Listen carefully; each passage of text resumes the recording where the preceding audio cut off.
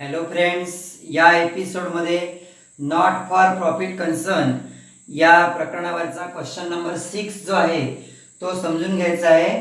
इथे not for profit concern ही जी संस्था आहे ती एक राधाकृष्ण चॅरिटेबल हॉस्पिटल आहे।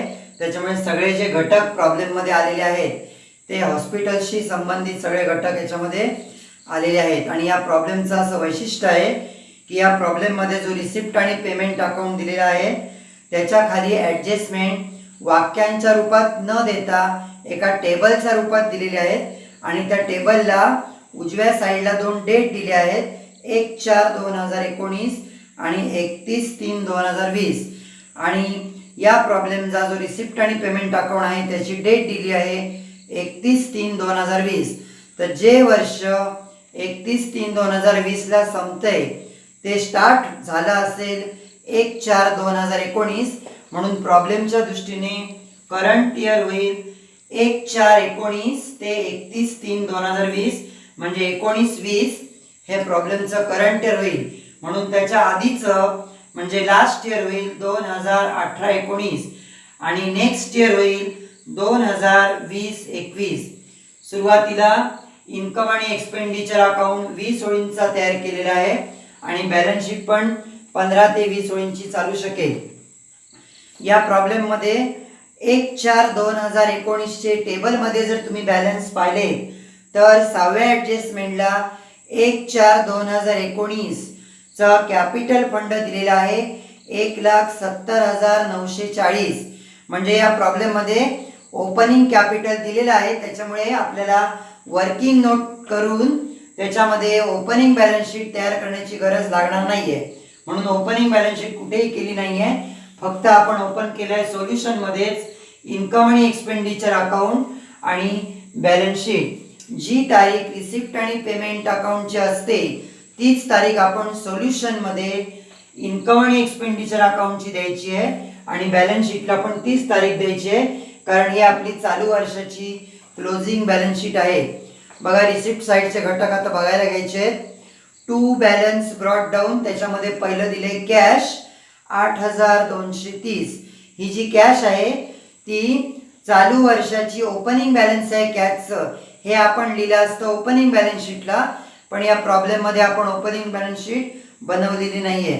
सर्वात महत्त्वाचा मुद्दा या प्रॉब्लेम मध्ये आलाय बघा, सबस्क्रिप्शन। सबस्क्रिप्शन हे नॉट फॉर प्रॉफिट कन्सर्न या ज्या संस्था असतात त्यांचं इन्कम असतं। म्हणून रिसिप्ट साइडला दिलेले 52,000 सुरुवातीला नोंदवलेले आहेत इन्कम आणि एक्सपेंडिचर अकाउंटच्या क्रेडिट साइडला, म्हणजे इन्कम साइडला बाय सबस्क्रिप्शन इनरला अमाऊंट ठेवली आहे 52,000। त्याच्यावर ॲडजस्टमेंट नंबर 1 आणि 2 आहेत।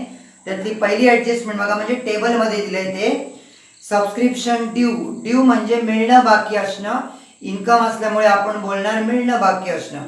1/4/2019 ला म्हणजे वर्षाच्या स्टार्टिंगला मिळणं बाकी आहे। मग वर्षाच्या स्टार्टिंगला जर मिळणं बाकी असेल तर ती अमाऊंट तुमची गेल्या वर्षी एंडिंगला बाकी असली पाहिजे। म्हणजे गेल्या वर्षीचं उत्पन्न येणं बाकी आहे 310, ते यंदा मिळालं असं गृहीत धरलंय, म्हणून 310 या सबस्क्रिप्शन मधून मायनस केले, लेस रिसिव्ड फॉर लास्ट इयर 2018-19, 310 वजा करून अमाऊंट इनरला ठेवली आहे 51,690। आणि हे 310 आपण वर्किंग नोट मध्ये जर बॅलन्स शीट बनवली असती 1 तारखेची तर त्या बॅलन्स शीटच्या आपण ॲसेटला लिहिलं असतं। आता आपण ओपनिंग बॅलन्स शीट बनवलीच नाहीये, कारण आपल्याला प्रॉब्लेम मध्ये 1 तारखेचं कॅपिटल ऑलरेडी दिलेलं आहे। त्याच्यानंतर त्याच टेबल मध्ये पहिल्या नंबरला 31/3/2020 चा बॅलन्स आहे 350। 31/3/2020 हे करंट इयरचं एंडिंग आहे, म्हणजे करंट इयरच्या एंडिंगला 350 रुपये वर्गणी काही सभासदांकडून मिळणं बाकी होतं, हे यंदाचं उत्पन्न मिळणं बाकी आहे। म्हणून इन्कम साइडला ऍड केले आहेत plus outstanding for current year 2019-20 350 आणि बेरीज परत इनरलाच ठेवली आहे। आणि हे 350 चालू वर्षाचं उत्पन्न येणं बाकी आहे, म्हणून चालू वर्षाच्या बॅलन्स शीटला ॲसेट साइडला आउटस्टँडिंग सबस्क्रिप्शन 350. ह्याच टेबलमध्ये ॲडजस्टमेंट नंबर 2 ला म्हटलंय subscription received in advance. Received in advance याचा अर्थ होतो प्री रिसिव्ड. तर त्याच्यामध्ये 1/4/2019 प्री रिसिव्ड आहेत 600. मग वर्षाच्या सुरुवातीला जर प्री रिसिव्ड असतील तर ते मागच्या वर्षीच्या एंडिंगचे असतील. म्हणजे मागच्या वर्षी तुम्हाला प्री रिसिव्ड आहेत तर ते उत्पन्न खरं आहे यंदाचं, पण ते ऑलरेडी मिळाले मागच्या वर्षीच. मग यंदाचं उत्पन्न आहे म्हणून ते ॲड केले plus pre received in last year 2018-19 600 यंदाचं उत्पन्न आहे म्हणून ॲड केले. आणि हे 600 आपण लिहिले असते 1 तारखेच्या बॅलन्स शीटला लायबिलिटी साईडला. त्याच टेबलमध्ये 31/3/2020 ला ॲडव्हान्स सांगितले 150. तर यंदाच्या एंडिंगला जे ॲडव्हान्स आहेत ते पुढच्या वर्षीचे ॲडव्हान्स असतील. म्हणजे ते यंदाचं उत्पन्न नाही आहे तर ते पुढच्या वर्षीचं उत्पन्न आहे, पण ते यंदा आधीच मिळाले. मग ॲक्च्युअल उत्पन्न पुढच्या वर्षीचं आहे म्हणून मायनस केले pre received for next year 2020-21 150. तेव्हा सबस्क्रिप्शनची इन्कम साईडला बाहेर अमाऊंट आली आहे 52,490. आणि हे 150 आपल्याला यावर्षी मिळालेले आहेत, पण ते आहेत मात्र नेक्स्ट इयरचे. पण यावर्षी मिळाल्यामुळे यंदाच्या बॅलन्स शीटला लायबिलिटी साईडला pre received subscription for next year direct बाहेर अमाऊंट 150. या प्रॉब्लेममध्ये सबस्क्रिप्शनचे 4 घटक आले आहेत बघा, 2 ॲड 2 लेस. त्याच्यानंतर परत रिसिप्ट साईडला बघा डोनेशन कंसात दिले जनरल. जनरल म्हणजे सर्वसामान्य, म्हणजे ज्या देणगीदाराने आपल्याला डोनेशन दिलं आहे ते तुम्ही मिळालेली देणगी जी आहे ती वर्षभरामधल्या इतर खर्च करण्याकरता वापरू शकतो. म्हणून हे डोनेशन साधं आहे म्हणून ते ठेवायचं आपल्याला इन्कम साईडला बाय डोनेशन जनरल 17,500. त्याच्यानंतर दिले टू इंटरेस्ट ऑन इन्व्हेस्टमेंट म्हणजे गुंतवणुकीवरचं व्याज 10,000 व्याज मिळालेलं आहे. आणि जर टेबलमध्ये आपण 7वी ॲडजस्टमेंट बघितली तर 10% इन्व्हेस्टमेंट दिले 1 लाख. मग 1 लाखावर 10%नी फुल वर्षाचं व्याज होते तुमचं 10,000. मग 10,000 तुम्हाला ऑलरेडी सगळ्याच्या सगळं व्याज त्या गुंतवणुकीवरचं मिळालेलं आहे म्हणून ठेवले इन्कमला बाय इंटरेस्ट ऑन इन्व्हेस्टमेंट 10,000. पुढे म्हटले proceeds from charity show. Charity show म्हणजे आपला कुठला तरी शोचं आयोजन करून त्याच्यातून जे तुम्हाला इन्कम मिळणार आहे ते तुम्ही दानधर्म म्हणून वाटायचं आहे. तर त्या शोमधून मिळालेलं उत्पन्न आहे 8,530. हे उत्पन्न असल्यामुळे ठेवायचे इन्कम साईडला by proceeds from charity show direct बाहेर अमाऊंट. पेमेंट साईडला लक्ष द्या. मेडिसिन परचेस हे नॉट फॉर प्रॉफिटचे कन्सर्न आहे. ते आपली राधाकृष्ण चॅरिटेबल हॉस्पिटल आहे त्याच्यामुळे हॉस्पिटलच्या दृष्टीने मेडिसिन या गुड्स असतील त्यामुळे ॲसेट मानून नाही चालणार आपल्याला. तर यंदा खरेदी केलेलं मेडिसिन 41,000 दिले आणि हे 41,000 नोंदवण्यापूर्वी तुम्हाला ॲडजस्टमेंटचं जे टेबल दिले आहे त्याच्यामध्ये ॲडजस्टमेंट नंबर 3 आहे. त्याच्यामध्ये स्टॉक ऑफ मेडिसिन 1/4/2019 म्हणजे वर्षाच्या स्टार्टिंगचे मेडिसिनचा स्टॉक दिला 8,000. हा वर्षाचा स्टॉक म्हणजे मागच्या वर्षीच्या एंडिंगचा असेल. तो आपण मागच्या वर्षीची उरलेली औषधं आणि आपण ती सुरुवातीला स्टार्टिंगला वापरायला येणार म्हणून पहिले 8,000 ठेवले आहेत. एक्सपेंडिचरला to opening stock of medicine 8,000 आणि त्याच्यामध्ये पेमेंट साईडला दिलेली औषधांची खरेदी जी आहे 41,000 ती ॲड केली आहे. तेव्हा एकूण औषधं झाली 49,000.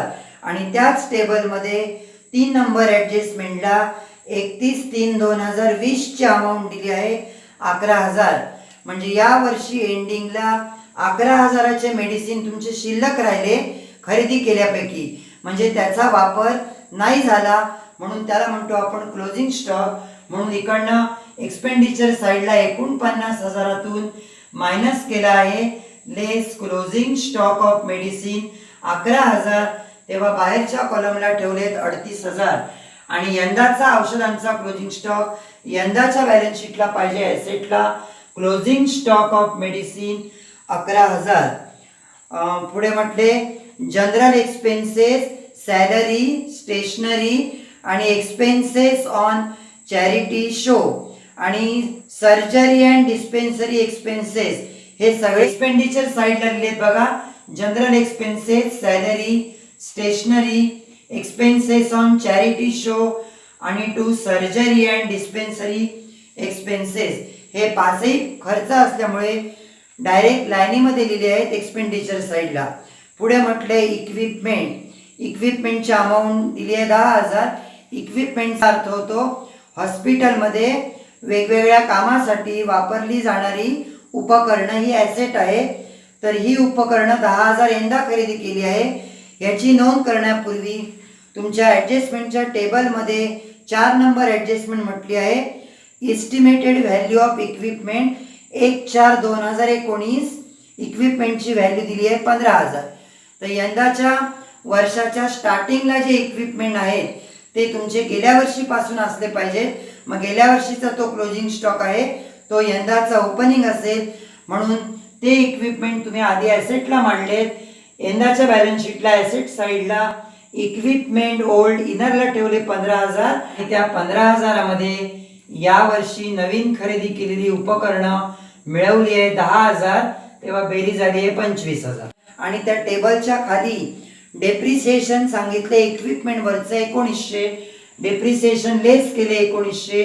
तेव्हा ॲसेट साईडला बाहेरची अमाऊंट आली आहे 2300 आणि 1900चा दुसरा इफेक्ट डेप्रिसिएशन हा लॉस आहे म्हणून एक्सपेंडिचर साईडला टू डेप्रिसिएशन त्याच्यामध्ये पहिलं ठेवलं इक्विपमेंट 1900.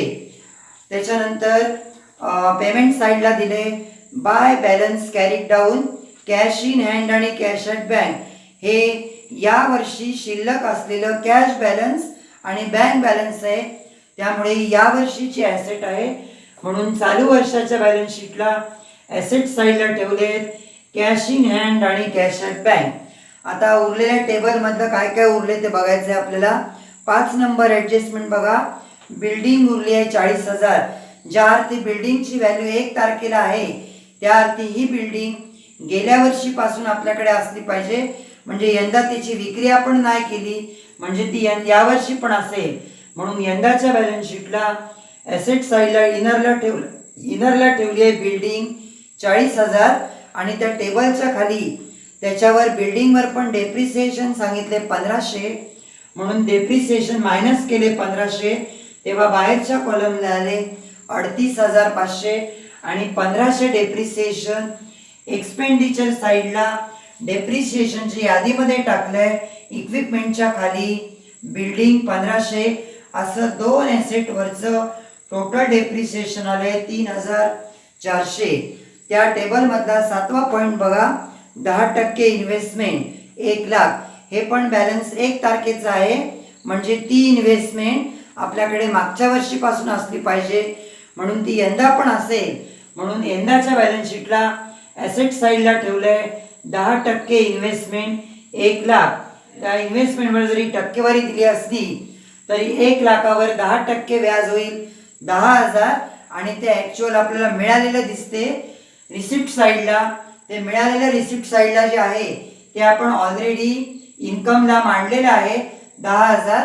जर हे 10,000 रिसिप्ट साईडला दिले नसते तर आपल्याला इथे 1,00,000मध्ये आउटस्टँडिंग इंटरेस्ट 10,000 असे ॲड करावे लागले असते. आता नाही करावे लागणार. रिसिप्ट आणि पेमेंट अकाउंटच्या खाली जे टेबल दिले आहे त्याच्यामध्ये 6 नंबर ॲडजस्टमेंटला जो कॅपिटल फंड दिला आहे 1 तारखेचा तो आपण इथे लायबिलिटी साईडला लिहून ठेवला आहे. कॅपिटल फंड 1,70,940 त्याच्याखाली 2 इंची गॅप ठेवली आहे. त्याचं कारण आपल्याला आता इन्कम आणि एक्सपेंडिचरचं बॅलन्सिंग करायचं आहे. या प्रॉब्लेममध्ये इन्कम साईडचीच बेरीज जास्त आली आहे 88,520 म्हणून ती एकाच लाईनीमध्ये दोन्ही साईडला लिहिली आहे. आणि इन्कममधून सर्व एक्सपेंडिचर वजा केल्यानंतर जो फरक आला आहे 15,820 इथे त्याला म्हणतो आपण नफा. इथे नफ्याला आपण म्हणायचं सरप्लस म्हणजे excess of income over expenditure म्हणजे खर्चांपेक्षा उत्पन्न जादा आले आपलं 15,820. आलेला जो सरप्लस आहे 15,820 तो बॅलन्स शीटच्या लायबिलिटी साईडला जो आपण कॅपिटल फंड लिहून ठेवलाय त्या कॅपिटल फंडमध्ये ऍड सरप्लस 15,820 तेव्हा या वर्षीचा क्लोजिंग कॅपिटल फंड आला 1,86,760 आणि आपल्या क्लोजिंग बॅलन्स शीटची टोटल आली आहे 1,86,910. या प्रॉब्लेममध्ये ज्या काही कठीण ॲडजस्टमेंट आहेत त्यांचं विश्लेषण या प्रॉब्लेमच्या खाली मी फळ्यावर तुम्हाला लिहून दिले आहे. या प्रॉब्लेमबद्दल जर काही शंका असेल तर ती तुम्ही कधीही विचारू शकता.